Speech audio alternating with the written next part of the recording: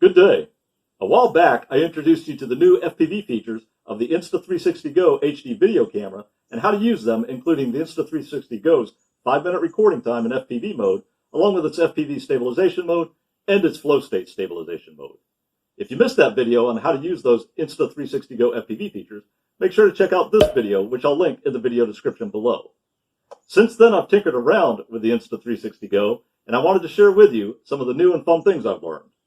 So today, I'm going to show you how you can turn basically any micro FPV drone into an Insta360 GO FPV drone by using a simple 3D printed mount to get some new and fun perspectives during your FPV adventures. I'm going to mount it to my Diamondback Rattler and capture a third-person view, or what Umagod has called 3PV, during my first-person view FPV flight. And I'll show you videos of each side by side. Ready to have some fun? Then make sure to hit that thumbs up button below and subscribe to your TMac FPV channel, your home for your journey to better FPV fun, flights, and racing stuff.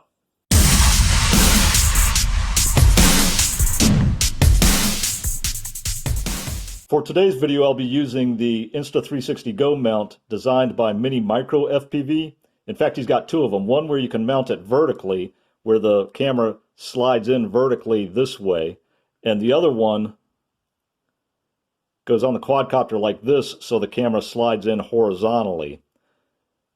Now, I've found for this particular build that when I mount the Insta360 GO camera in the vertical position, it produces better video. So I'm going to use the mount with the Insta360 GO in the vertical position. I've included both the Thingiverse link to the mounts as well as a link to Minimicro's FPV YouTube channel in the video description below. Let me show you how you can attach this basically anywhere to your micro FPV quad, which uses a mounting screw. I'm going to mount it in the back to get that third-person view.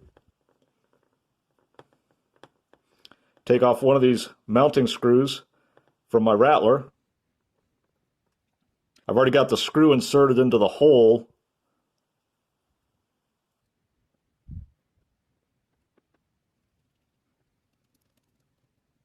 It's really that simple.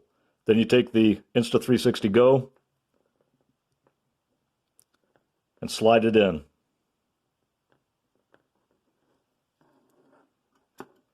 And now we're going to get a third-person view while simultaneously capturing the HD video from my Caddx Tarsier.